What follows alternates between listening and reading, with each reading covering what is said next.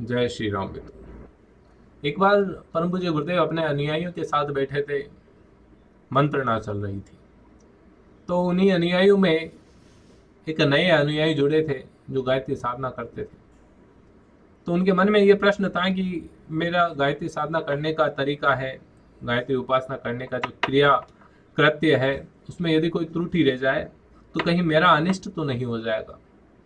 वो गुरुदेव से प्रश्न पूछना चाहते थे और उन्होंने हिम्मत करके गुरुदेव से प्रश्न पूछ भी लिया कि गुरुदेव, गायत्री उपासना के क्रिया कृत्यों में कोई त्रुटि रहने पर किसी प्रकार के अनिष्ट होने की आशंका तो नहीं है। प्रश्न सुनकर गुरुदेव मुस्कुरा गए।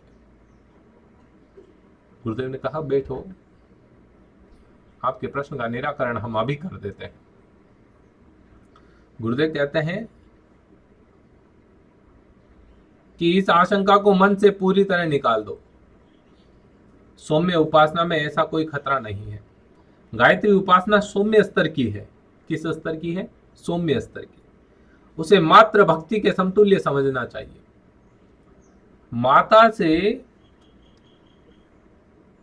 शिष्टाचार बरतना चाहिए, यह उचित है। पर किसी लोकाचार में कमी रह जाने पर संतान के मन में मात्र भक्ति रहती है और माता के मन में वात्सल्य बना रहने का भाव है। मां अपने बेटे के प्रति वात्सल्य भाव रखती है, इसमें कोई शंका है क्या? ये बात सत्य है।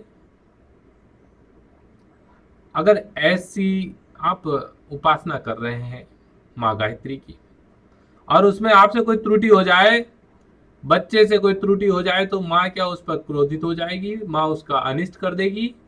जरा सोचो, ऐसा कभी भी नहीं होता।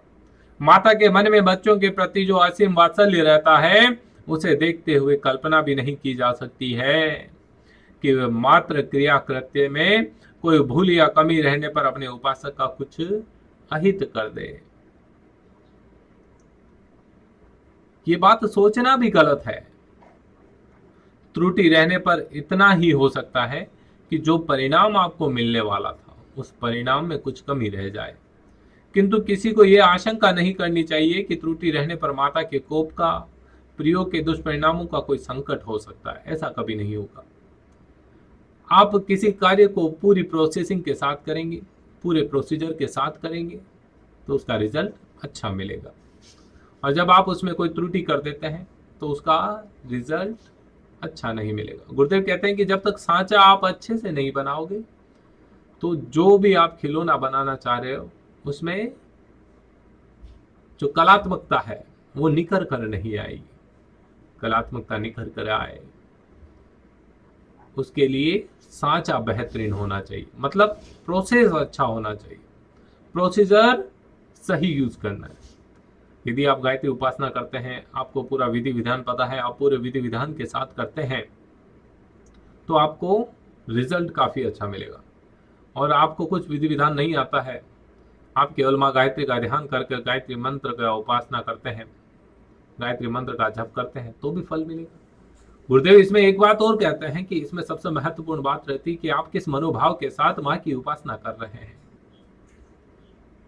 आपके अंदर मन है, मस्तिष्क में क्या चल रहा है, किस भाव से आप माँ को याद कर रहे हैं, माँ से अपनी इच्छा प्रकट कर रहे हैं।